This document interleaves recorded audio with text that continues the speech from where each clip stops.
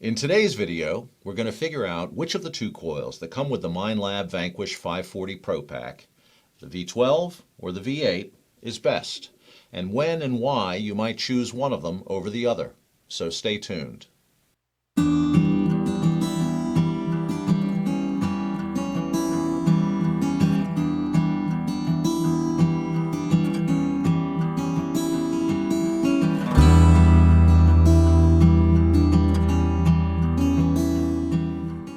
Hello and welcome to another episode of Big Dog Goes Metal Detecting. Today we're going to talk about coils. Specifically, we're going to talk about Vanquish coils. A week or two ago I was poking around the Vanquish Users UK group on Facebook. If you're not aware of that group, you should check them out. It's a great group of Vanquish users, mostly from the UK, but fortunately they do allow us Yanks to join in the fun. I'll put a link in the description for you to help you find it. Anyway, a fellow there asked the question, why would you spend the extra money on the Pro Pack in order to get an 8-inch coil when the basic pack comes with a 12-inch coil? When would you ever choose to use an 8-inch coil over a 12-inch coil? I thought that was a great question, and so I also thought it would make a great subject for a quick video. So here we are. Okay, let's get started, but before we do, if you're new here, if you would just take a moment to hit that subscribe button down there, or maybe it's down there, I don't remember, I get confused easily, but wherever it is, hit the subscribe button, and if you see that bell next to it, hit that as well. That way you won't miss any future metal detecting content that we're coming up with here. Really appreciate it. All right, now that we got that out of the way, let's get to it.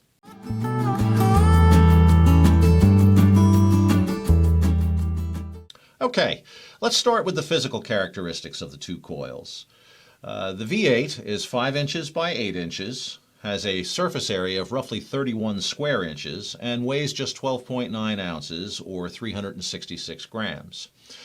The V12, on the other hand, is 9 inches by 12 inches, has a surface area of roughly 85 square inches, and weighs in at 18.1 ounces or 513 grams. Now let's talk about that weight difference first. Most Vanquish 540 users will agree that the 540 can be a bit nose heavy. I mean, you'd expect that, swinging 18 plus ounces on the end of the shaft that way. If that nose heaviness bothers you, then you might think about using the V8. The 5.2 ounce difference is significant and turns a somewhat nose heavy 540 into a light, well-balanced machine that you can swing all day. Oh my God! I could have had a V8! Of course, you have to consider what you give up by going that route. First, you give up a lot of surface area. The V12 has almost 3 times the surface area of the V8. Consequently, you can cover a lot more ground with each swing with the V12 than you can with the V8. This allows you to make short work of a large field. Second, you give up depth, at least in theory. In general, the larger your coil, the deeper you can pick things up. We're going to test that theory in a minute. Smaller coils are supposed to do a better job separating the good stuff from the junk. So if you're working in an area that's full of trash, the V8 may be a better choice. We're going to test that theory as well. The smaller coil is also more useful in tight quarters. For instance, if you're searching an old homestead out in the woods, you may have a tough time getting the V12 to maneuver in the underbrush. V8, on the other hand, maneuvers very nicely in tight quarters like that. It's probably the right choice for those conditions. Okay, it's time to test some theory. Let's go to the dirt box.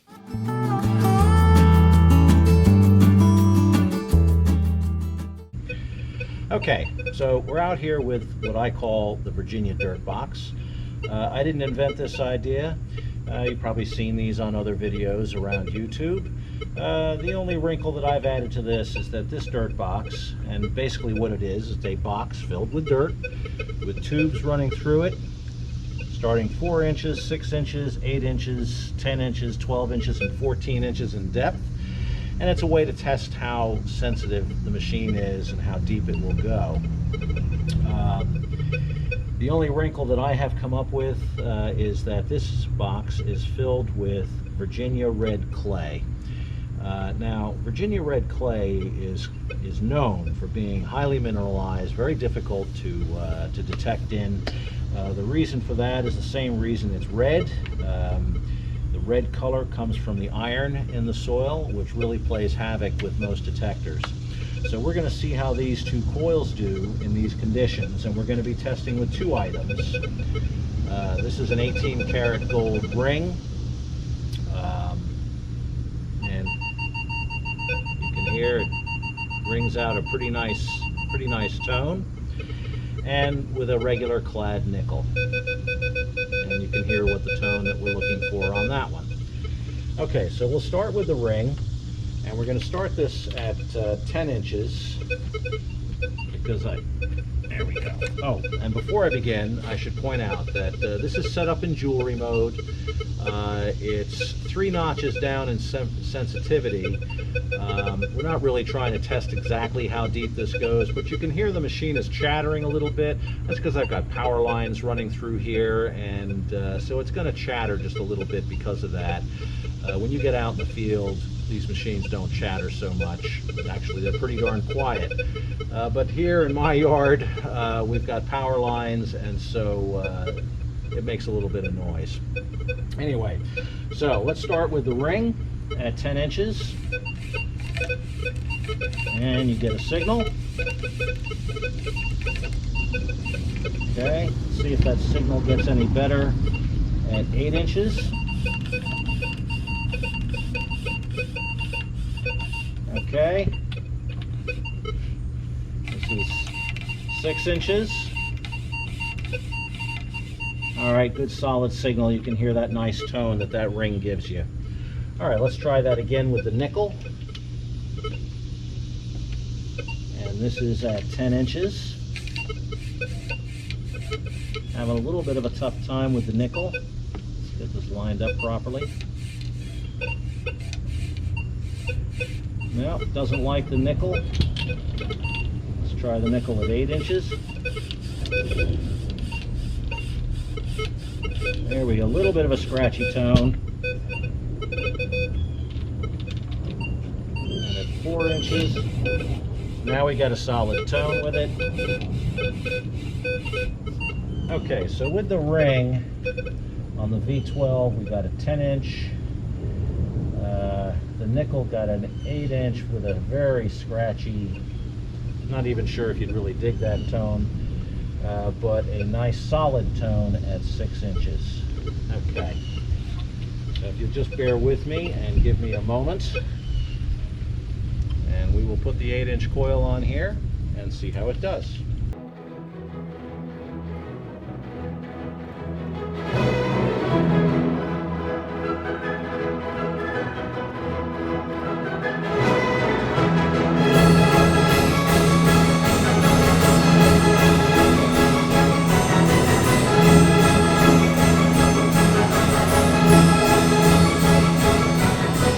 Okay, so we're set up with the 8-inch coil. You can see it's considerably smaller on the end of the shaft. Still makes a nice tone with the ring. And here's the nickel. All right, let's see if it can pick up this ring at 10 inches.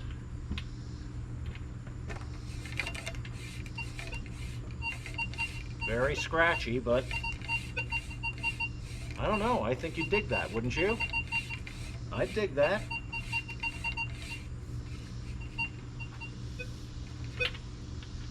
Let's try it at 8 inches. Okay, that's definite. Okay.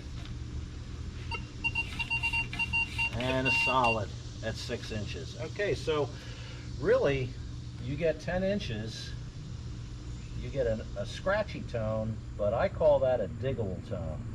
Solid tone at 8 inches. That's with the ring. Okay, let's try the nickel. 10 inches. V12 didn't like the nickel at 10 inches. And neither does this. All right, let's try it at 8 inches. Yeah, that's a definite yes. 8 inches, that's a diggable tone. That's actually even a nicer tone than the V12 was giving us. So why do you suppose that is? We'll go over these numbers inside, and but right now, at first blush, the 12-inch is a little bit deeper, but not much. I'd probably have to put some more tubes in here, 1 inch apart, to be able to see much of a difference between them. But that's pretty good for that little 8-inch coil. All right, next we're going to try a little, just kill that for the moment, a discrimination test to see how it does discriminating a good target from iron. And I'm going to set that up and we'll be right back.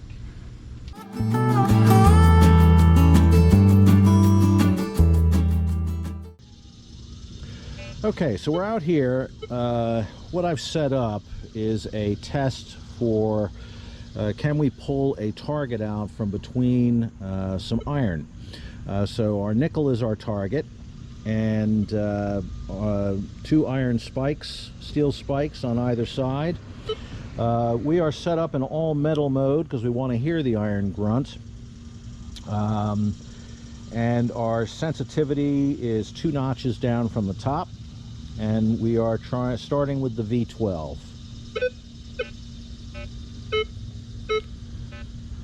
So I'm getting iron grunts and the occasional 1 or 3 signal, but we're not really getting the nickel out of there. If I slow it down, if I slow it way down, you can pull it out of there, you see. Now I'm getting a solid 14 reading, but really this is more of a natural swing speed, and it's not really getting it. Okay, if we change direction, it does a little bit better job here. It's pulling it out. Every once in a while we're getting a scratchy signal. I'm holding the coil about 6 inches above to sort of quasi-simulate that this is underground and several inches away. But in this direction we get nothing, and certainly wouldn't dig anything here. If we can dig it out of there, we bring it in close, now we get a solid signal, but we're just searching an area. You're going to pass right by that iron grunt every time, every time. All right, so we'll switch and put the V8 on, and we'll see how that one does. Okay, we're back with the V8. We've got all the same settings set up. We're set up in all metal mode. We want to hear the grunts. We're 2 steps down from full sensitivity. And let's see what we get with this one.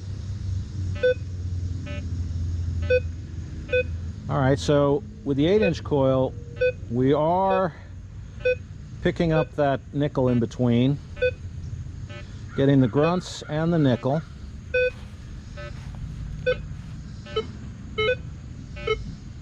And that's in both directions. So it would appear that theories are correct. This 8-inch coil does a better job. Of course, if we get right in there on it, does a better job of distinguishing a target from iron. Okay, let's go back into the studio. So what have we found out here?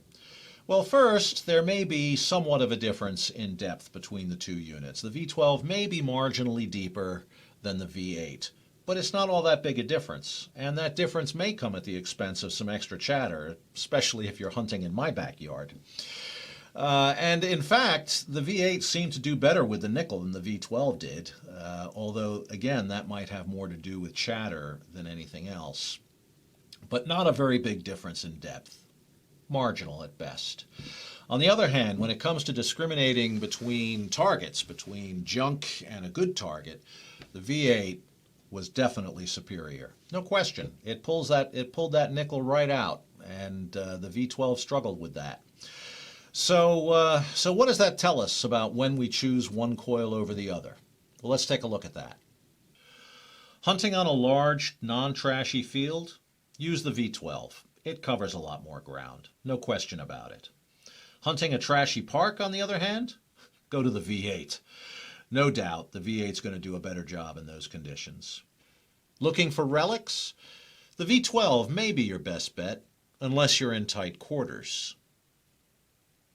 At the beach?